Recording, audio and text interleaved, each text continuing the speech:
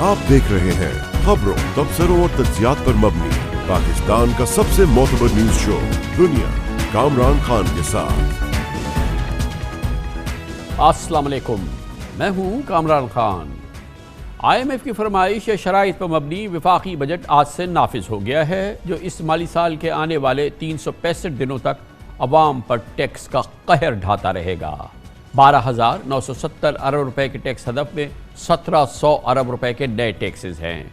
गोया पहले से टैक्स देने वाले मजीद टैक्सेस की चक्की में पीसे जाएंगे। 1 करोड़ 20 लाख रजिस्टर्ड टैक्स दहिंदगान में से सिर्फ 45 लाख टैक्स रिटर्न फाइल करते हैं। उनमें से भी आधे 6 लाख सालाना से कम यानी सिफर टैक्स देते हैं। अहम सवाल यह है कि 75 लाख काबिल टैक्स आमदन अफराद और कारोबार को FBR टैक्स में क्यों नहीं लाया जाता? क्या किसी के पास जवाब है कि ट्रैक एंड ट्रेस सिस्टम का क्या बना, वो कहाँ खो गया?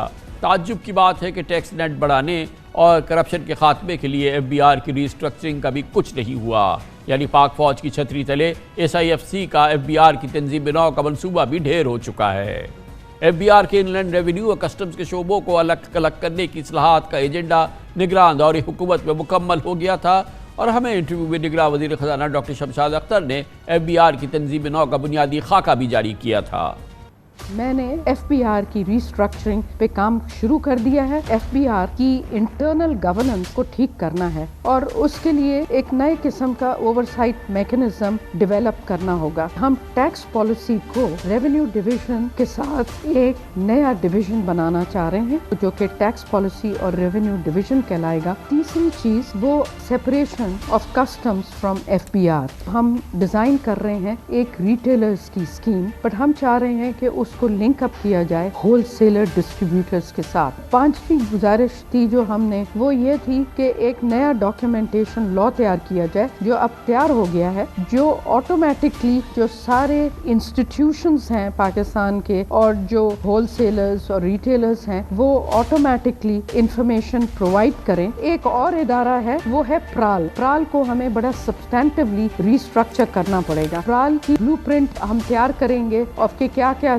स्टेप्स लेने हैं। हम डिजिटल इनवॉइसिंग का जो है आर्किटेक्चर डेवलप करेंगे अक्रॉस द बोर्ड। ये टेक्नोलॉजिकली ड्रिवन एक कैंपेन होगी और ये इसके लिए हमें बिल मेलिंडा गेट्स फाउंडेशन से ग्रांट असिस्टेंस मिली है।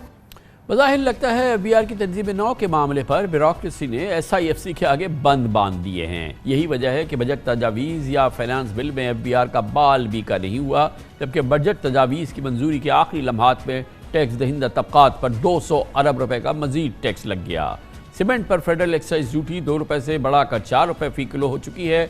मुजवजा बजट में ड्यूटी 3 रुपए किलो थी, लेकिन आखिरी वक्त में इसमें इजाफा किया गया, जिसके बाद सीमेंट की बोरी 200 रुपए महंगी हो जाएगी।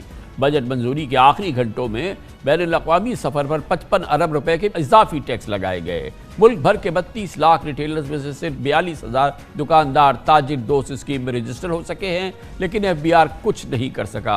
बजट में गैर रजिस्टर्ड रिटेल आउटलेट को किसी सूरत में भी टैक्स में लाने के इक़दाम के बजाय रजिस्टर्ड रिटेलर्स के टैक्स की शरह 15 से बढ़ाकर 18% हो चुकी है। पाकिस्तान के हालिया तमाम वज़राए ख़ज़ाना FBR में इस्लाहात और टैक्स नेट बढ़ाने के दावे करते रहे, मगर अमल कितना हुआ ये हम सब बहुत अच्छी तरह से जानते हैं। तरतीब से तमाम साबिक़ा वज़राए ख़ज़ाना की बातें आपने सुन ली। इसका मतलब ये कि FBR में जो कुछ हो रहा है वो इतना ताकतवर है कि कोई भी हुकूमत हो, कोई भी सियासी जमात हो, कोई भी निज़ाम हो, वो उसके सामने टिक नहीं सकता। और आखिरी कोशिश की SIFC ने, वो भी नाकाम हो गई। इस वक्त दुनिया की फलाही रियासतों में भी ज़्यादा से ज़्यादा इनकम टैक्स रेट 40% है, जबकि पाकिस्तान में ज़्यादा से ज़्यादा मजमूई इनकम टैक्स इस वक्त 49% तक पहुँच चुका है। अमेरिका में आखिरी इनकम टैक्स स्लैब 37%, कनाडा में 33%, स्वीडन में 35%, बरतानिया में 40% है, जबकि पाकिस्तान में शायद हुकूमत ने शहरियों पर सेहत, तालीम, इंफ्रास्ट्रक्चर, बल्दियाती सहूलियात की बारिश कर दी है। शायद इसीलिए यहाँ ज़्यादा से ज़्यादा मजमूई इनकम टैक्स 49% है, जो कि नॉर्डिक स्टेट्स के अंदर भी नहीं है। पाकिस्तान बिजनेस काउंसिल ने अपनी हालिया रिपोर्ट में कहा कि इस साल बैरून मुल्क चले जाने वाले पढ़े लिखे और हुनरमंद पाकिस्तानियों की तादाद 119% इजाफे की वजह दरअसल तनख्वाहदार मुलाजमीन से भारी इनकम टैक्स लेना है। पाकिस्तान में GDP का 22% हिस्सा यानी 66 अरब डॉलर्स की ज़रई मईशत है, लेकिन ताज्जुब की बात है कि तकरीबन 18,000 अरब रुपए के ज़रई सेक्टर पर 0/0 टैक्स है। जी हाँ, सियासी अशराफिया को खुश रखने के लिए खरब पति ज़रई मीशत को हुकूमत ने टैक्स फ्री रखा है। साबिक वज़ीर आज़म शाहिद खाकान अब्बासी ने आज साबिक वज़ीर ख़ज़ाना मिफ्ताह इस्माइल के साथ प्रेस कॉन्फ्रेंस में कहा कि बजट इतना ज़ालिमाना है कि मुल्क की मीशत बचेगी या बजट बचेगा। उन्होंने पाकिस्तान के जो बचे कुचे टैक्स दहिंदा हैं उनकी बड़ी मौसर तर्जुमानी की। बेशक पाकिस्तान की मीशत के लिए IMF का नया प्रोग्राम इंतहाई ज़रूरी है, लेकिन IMF ने यह नहीं कहा था कि हुकूमत ज़राअत को छोड़ दे, कैश मीशत को खुली छुट्टी दे दे, रिटेलर्स पर हाथ हल्का रखे और तनख्वाहदार तबके का गला घोट दे। यही बात की साबिक वज़ीर ख़ज़ाना डॉक्टर मिफ्ताह इस्माइल ने आज की प्रेस कॉन्फ्रेंस में। बिलाशुबा ये हुकूमती तरजीहात पर मुनहसर है कि वह हर पाकिस्तानी को टैक्स की जकड़ में लाती है या ज़राअत समेत बाज़ शोबों की टैक्स छूट बरकरार रखती है। बजट की सिफारिशात से तो लगता है कि कैश मीशत की बाकायदा सरकारी सरपरस्ती जारी रहेगी। इसीलिए अफसोस के साथ हम ये कह रहे हैं कि पाकिस्तान में टैक्स जो निज़ाम बाकायदा जिंदाबाद नज़र आता है। पूरी सूरत हाल पर बात करते हैं। हमारे साथ मौजूद हैं जनाब हारून अख्तर खान, साबिक वज़ीर रेवेन्यू भी हैं और पाकिस्तान में माशी उमूर के मुमताज़ सीनियर सहाफ़ी, बहुत मुस्तनद सहाफ़ी हैं। शहबाज राना साहब हमारे साथ मौजूद हैं। बहुत बहुत शुक्रिया शहबाज राना साहब। आपसे पहले मैं शुरू करूँगा, ये बताइएगा कि आज शाहिद खाकान अब्बासी साहब ने कहा कि बजट इस तरह का है कि ये तो या बजट बचेगा या ये मीशत बचेगी। आपके ख्याल में क्या ये एक प्योरली पॉलिटिकल स्टेटमेंट है? क्योंकि बहरहाल इस बजट के नतीजे में जो पाकिस्तान की अव्वलीन और सबसे इम्पॉर्टेंट ज़रूरत है कि हमें एक प्रॉपर IMF का लंबा प्रोग्राम मिल जाए, वो तो हमें बहरहाल मिल जाएगा ना।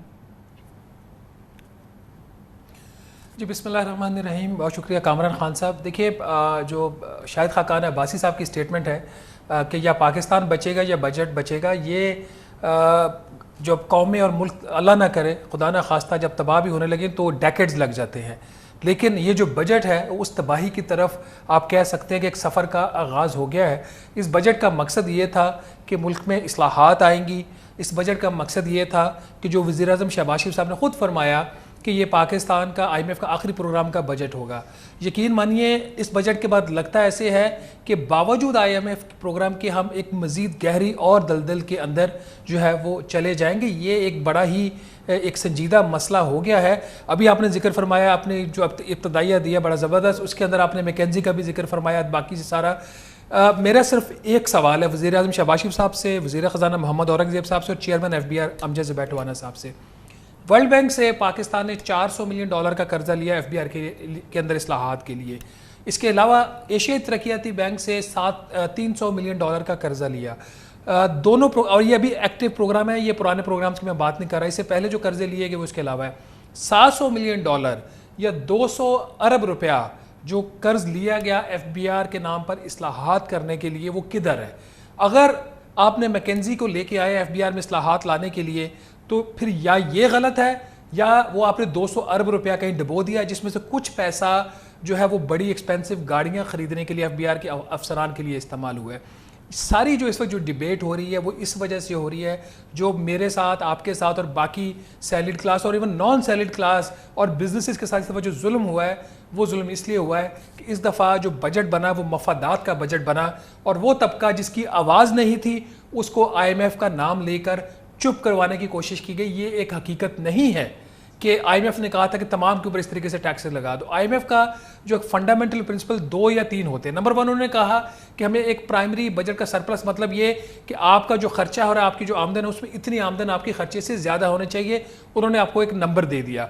दूसरा उनका जो प्रिंसिपल ये था कि कुछ जो एग्जाम्पशंस हैं वो आपने ख़त्म करनी है। तो अगर इन दोनों प्रिंसिपल्स को सामने रख के काम करें तो फिर तो ये मुझे नहीं लगता कि ये बजट का जो मकसद ये था। हुआ ये है कि चूंकि ये एक इत्तेहादी जमातों की हुकूमत है और चूंकि ये कंप्रोमाइज़ करके ये हुकूमत बनी है, तो उन सारे कंप्रोमाइज़ को और इत्तेहादी जमातों को और अपने लोगों को खुश करने के लिए एक बहुत बड़ा खर्चे का इनको वॉल्यूम चाहिए था, जो वफाकी हुकूमत का कोई तकरीबन 19,000 अरब या 30% पिछले साल से, माली साल से ज़्यादा है।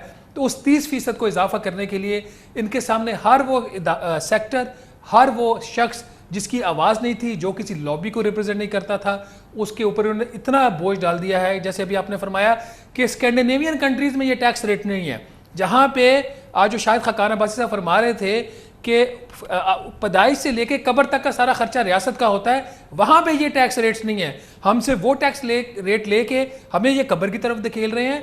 तो ये जिस किस्म का बजट बनाया गया है, तो वज़ीर आज़म शहबाज शरीफ साहब को चाहिए कि देखें उन्होंने टीम से पॉइंट की है या بہت امپورٹنٹ بات کی آپ نے. ہارون اختر خان صاحب یہ فرمائیے گا کہ یہ جو صورتحال ہے جو کہ ابھی ہمارے سامنے ہے، اس میں آپ کو کیا لگ رہا ہے کہ کیسے یہ ایوالو ہوگا، کیسے ہم اس بجٹ کی جو یہ نمبرز ہیں، کیونکہ چاہے پاکستان بزنس کاؤنسل ہو، چاہے federation of chamber of commerce ہو، چاہے کوئی بھی باڈی ہو جو کہ پروفیشنل باڈیز ہیں، چاہے وہ جو بھی پاکستان کے بیسٹ پاسبل جو ہمارے پاس اکانومسٹ ہیں وہ ہوں، شہباز رانا جیسے صحافی ہوں، یہ سب ہونے کے باوجود جو بجٹ کی پہ جو اتنی لوگوں کو جو اتنی تشویش ہے، جو لوگ اتنے احتجاج کر رہے ہیں، جو لوگ اتنے پریشان ہیں، آپ اس سے ایگری کرتے ہیں کہ یہ بجٹ جو ہے یہ دراصل جو ہے یہ وہ بجٹ نہیں ہے جو ہونا چاہیے تھا؟ کامران خان صاحب، میرے لیے ایک بہت بڑا یہ مشکل سوال ہے، اور کیونکہ میں پی ایم ایل این کا ایک حصہ ہوں، حالانکہ میری اس بجٹ میں کسی قسم کی کوئی انوالومنٹ نہیں، میں آپ کو لیکن کرٹیسائز کرنے کو تو بہت کچھ ہے اس میں. I think this budget is a disaster, but میں آپ کو بتاؤں، آپ کے سننے والوں کو اس میں بڑی ہیلپ ہوگی سمجھنے کے لیے کہ what went wrong, where did it go wrong. پہلی بات تو یہ ہے کہ جو ایف بی آر کو یہ 5 حصوں میں تقسیم کرنے کے لیے بات کر رہے ہیں، that's a non-starter. That is not going to resolve any problem. وہ غلط سولوشن ہے ایف بی آر کو ریفارم کرنے کے لیے. سیکنڈ چیز یہ ہے کہ ڈاکیومنٹیشن ایف بی آر خود کرے گا. میکنزی کے ساتھ 10 اور کمپنیاں ساتھ ملا لیں تو وہ آپ کی ڈاکیومنٹیشن کی ہیلپ نہیں کریں گی. اگر آپ ایگریکلچر کو ڈاکیومنٹ نہیں کرنا چاہتے، اگر آپ ٹرانسپورٹ کو ڈاکیومنٹ نہیں کرنا چاہتے، اگر آپ ریئل اسٹیٹ کو اور ریٹیل کو نہیں کرنا چاہتے، تو میکنزی آپ کو نہیں بتائے گا کہ کیسے کرنا. اچھا، ادھر اب دیکھیے، یہ بڑا امپورٹنٹ چیز ہے. پاکستان کا number 1 problem current account deficit ہے، نمبر 2 پرابلم فسکل ڈیفیسٹ ہے.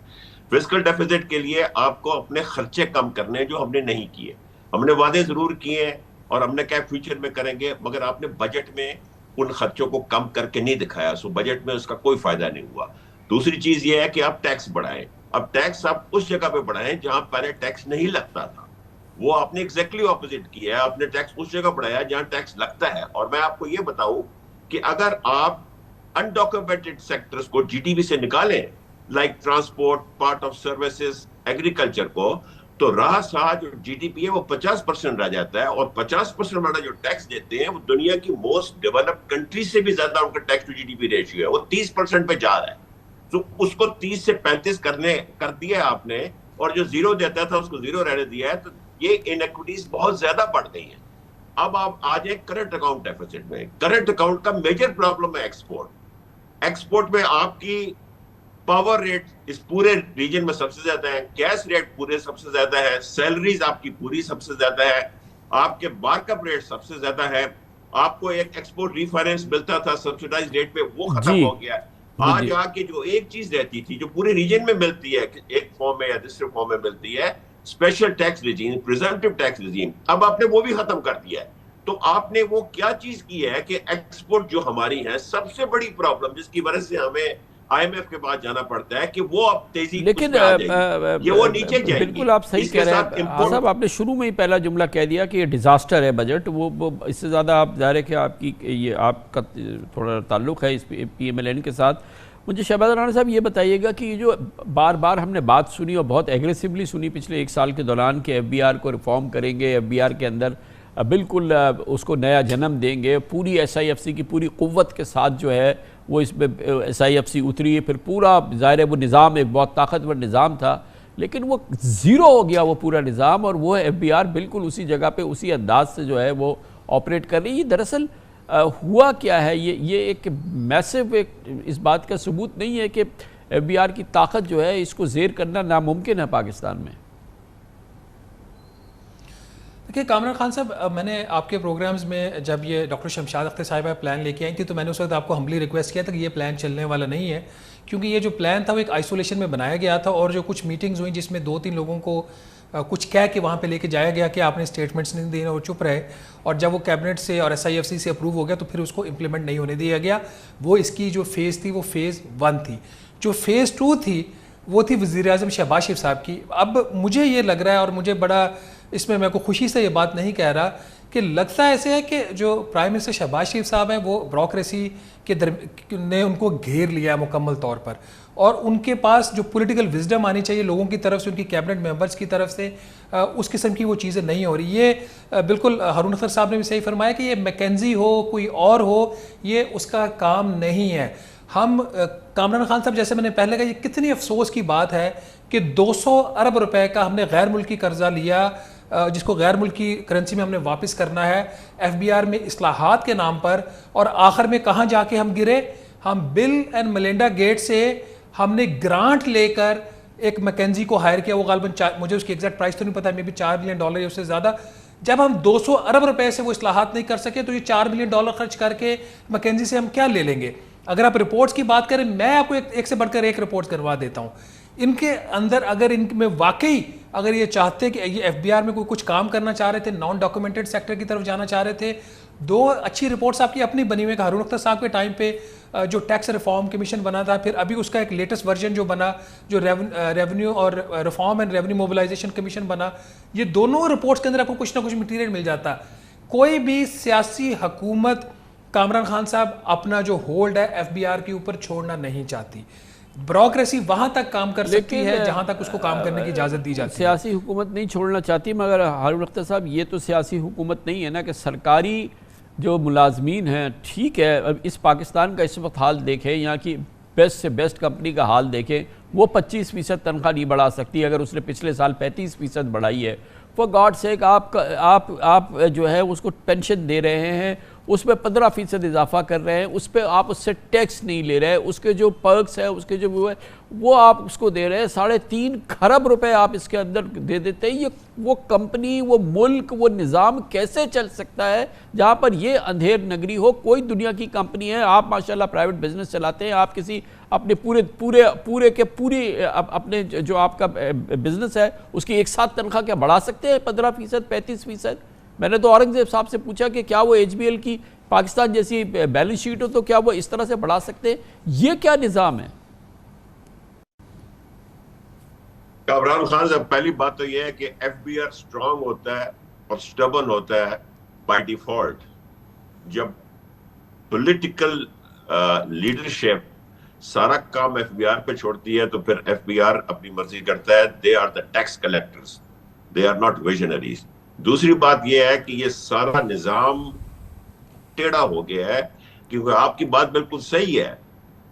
سیلری ریز ملتی ہے اکانومی کے پہیہ گھومنے سے, جاب کریشن ہوتی ہے جی ڈی پی گروتھ سے. اب آپ نے جس طرح کے ٹیکسز لگا دیے ہیں, یہاں فورن ڈائریکٹ انویسٹمنٹ کون لے کے آئے گا؟ آپ کی ڈومیسٹک لوگ جو ہیں, ڈومیسٹک آپ کے بزنس مین جو ہیں, وہ اپنے پی ایم آر نہیں کریں گے, نئے کارخانے نہیں لگائیں گے. امپورٹ سبسٹیٹیوشن کیسی ہوگی؟ آپ ایل سی اے کیسے کھولیں گے؟ لہٰذا 30 لاکھ لوگ جو ہر سال جاب مارکیٹ میں انٹر ہو رہے ہیں, ان کی جاب جیپرڈائز ہو گئی ہیں, اور جو آلریڈی جاب مارکیٹ میں انپلائڈ ہیں ان کی جاب جیپرڈائز ہو گئی ہیں. تو میرا یہ خیال ہے کہ ان کو جی ڈی پی گروتھ 3.3 کا جو رکھا ہے یہ نہیں ملے گی, کیونکہ اس سال تو جی ڈی پی گروتھ آپ کو مل گئی ہے ایگریکلچر سیکٹر کی وجہ سے. باقی ایگریکلچر کے علاوہ نہ ہونے کے برابر گروتھ ہے. اگلے سال آپ کا اگر اللہ نے چاہا تو ایگریکلچر کی مل جائے گی, بٹ ایگریکلچر ہر سال 6% پہ گرو نہیں کی پاکستان میں. لہٰذا اکانومی نیچے جائے گی, اور مجھے سیریس پرابلمز ہیں ان امپلائمنٹ کے, مجھے سیریس پرابلمز ہیں یہ ایف بی آر کے ساتھ زیادتی کی گئی ہے.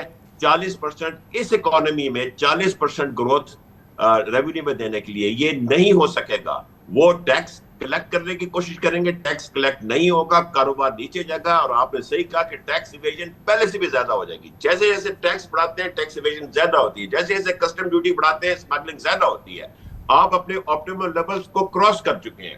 آپ کو چاہیے تھا کہ آپ انڈاکیومنٹڈ سیکٹرز کو لے کے آتے ٹیکس نیٹ میں.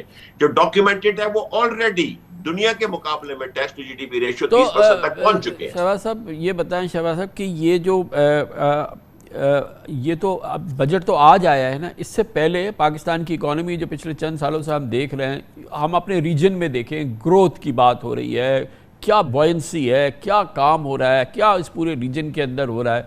نمبرز تو افغانستان کے ہم سے بہتر ہو گئے ہیں, اور تو ہم تو کانٹریکٹ کریں، ہماری اکانومی تو کانٹریکشن کے اندر ہے. یہ تو بجٹ تو آج آیا ہے، اس سے پہلے کانٹریکشن میں ہے، اور اگر وہ کانٹریکشن میں تھی تو اس بجٹ کے بعد کیا ہوگا؟ کامران خان صاحب، ایک تو جو آئی ایم ایف کا پروگرام ہوتا ہے وہ بائی نیچر ہی وہ کنٹریکشنری ہوتا ہے، کنسالیڈیٹو ہوتا ہے، وہ کنسالیڈیشن کی طرف جاتا ہے، وہ گروتھ والی تو بات ہو ہی نہیں سکتی. بہت شکریہ جناب شہباز رانا. جناب ہارون اختر خان ہمارے ساتھ موجود تھے. Commercial break